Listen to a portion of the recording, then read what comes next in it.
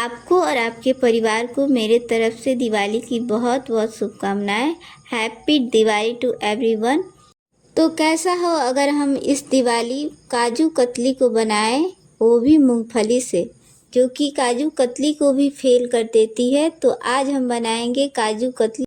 तो चलिए इसे बनाना शुरू करते हैं। तो सबसे पहले तो मेजरमेंट को आप ध्यान में रखिएगा, चीनी और बादाम का मेजरमेंट। और बहुत सारी ट्रिक्स एंड टेक्निक्स के साथ हम इस रेसिपी को बनाएंगे। तो चलिए इसे बनाना शुरू करते हैं। तो मैंने यहाँ पे 1 कटोरा मूंगफली लिया है। आप 1 कटोरे का नाप बना लें, हम इसी नाप से चीनी को भी लेंगे। तो मैंने इस मूंगफली को भून लिया है।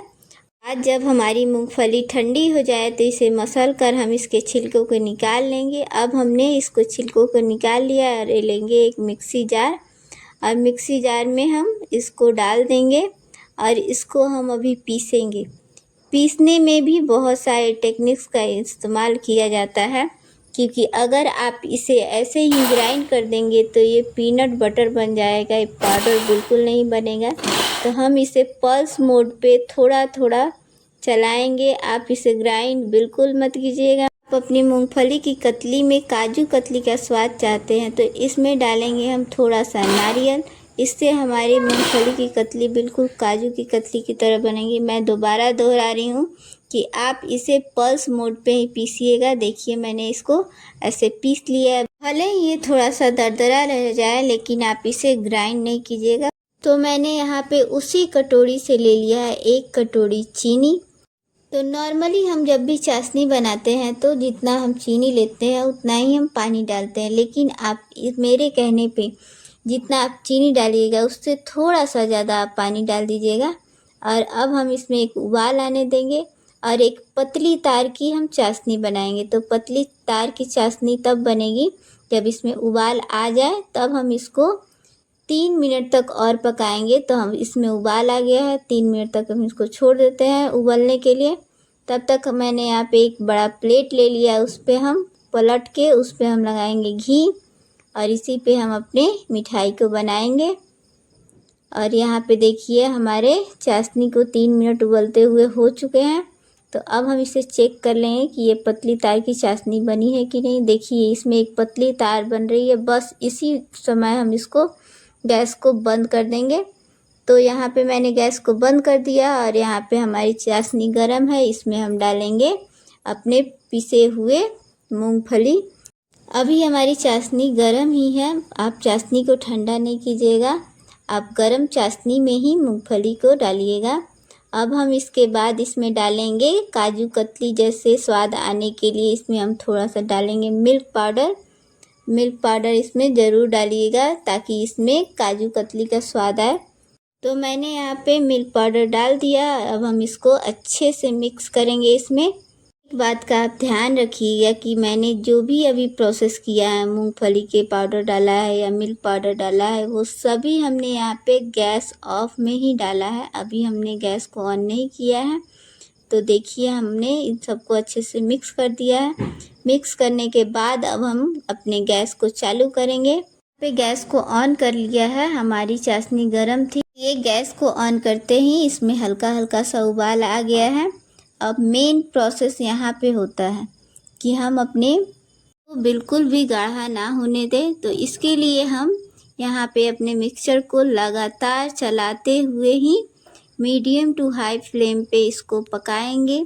तो इसको हम पकाते रहेंगे चलाते हुए। अगर आपको हमारी ये रेसिपी पसंद आ रही हो तो हमारे वीडियो को लाइक कीजिए, चैनल को सब्सक्राइब कीजिए और अपने फ्रेंड्स एंड फैमिली के साथ शेयर कीजिए। और इस दिवाली इस मिठाई को अपने घर पे ज़रूर बनाइए। तो देखिए मैंने इसको लगातार तेज़ी से चलाते रहेंगे और ये इसको हम टाइम पे गैस को फिर से बंद करेंगे। तो इसका टाइम आ चुका है गैस बंद करने का। जब ये हमारी मिठाई इस कढ़ाई में तैरने लगे, जैसे कि मैं एक साइड कर रही हूँ कलछी से, तो ये वापस आ जा रहा है, बस इसी टाइम हम अपने गैस को बंद कर देंगे। तो मैंने अपने गैस को बंद कर दिया। तो अभी आपको लग रहा होगा कि ये तो अभी भी बहुत लिक्विडी है, लेकिन अब हम इसको गैस बंद करके सुखाएंगे। इसको सुखाने के लिए हम इसको चलाते रहेंगे और कढ़ाई के जो किनारे होते हैं ना, उस पे हम इन सबको लगाते जाएंगे। देखिए ऐसे हम इसको लगाते जाएंगे, क्योंकि बीच में कढ़ाई के बीच में जो हीट होता है वो ज़्यादा होता है और किनारों पे थोड़ा कम होता है, इसीलिए हम इसको बीच में नहीं रखेंगे। किनारों किनारों पे लगाते जाएंगे और इसको सुखाएंगे।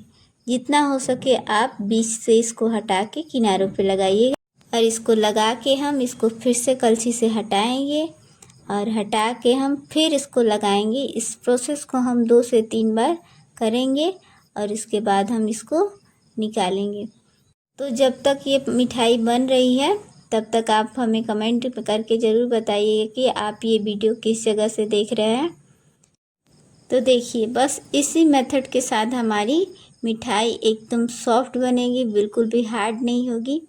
तो मैंने इसको प्रोसेस को 2 से 3 बार किया और ये हमारी मिठाई का जो मिक्सचर होता है वो बन के रेडी हो चुका है। देखिए अब हम इसको घी लगे प्लेट पे लेके चलेंगे। जिस प्लेट पे हमने पहले ही घी लगा के रखा हुआ था। आपको मैं एक टिप्स और सीक्रेट और बताती हूँ कि इस मिठाई को आप हो सके तो नॉन स्टिल कढ़ाई में ही बनाइएगा, क्योंकि मैंने एक बार स्टील की कढ़ाई में इसको बनाने का ट्राई किया था, ये पूरी तरह से चिपक गया था। तो मैंने यहाँ पे घी लगे प्लेट पे इसको लाया है। अब हम इसको गरम में ही, जब ये हल्का गरम हो तभी हम इसको मतलब फ्लैट करेंगे, नहीं तो ये हार्ड हो जाएगा और ये पूरा बराबर से चिकना नहीं होगा। तो देखिए मैंने पहले इसको चम्मच से फ्लैट किया, उसके बाद इसको बेलन से इसको बराबर किया। उसके बाद हम इसको चाकू की सहायता से अपने मनपसंद शेप में इसको काट सकते हैं इस मिठाई को। तो मैंने इसको चौकोर में काट लिया है। देखिए हमारी मिठाई शानदार मिठाई बनके तैयार हो चुकी है दिवाली के लिए। तो देखिए मैं इसको तोड़ के भी दिखाती हूँ। देखिए कितनी सॉफ्ट हमारी मिठाई बनके रेडी हुई है, बिल्कुल भी हार्ड नहीं हुई है। तो इस दिवाली आप ये मिठाई ज़रूर ट्राई कीजिए। बहुत ही सस्ती मिठाई और बहुत ही स्वादिष्ट मिठाई बनके तैयार होगी।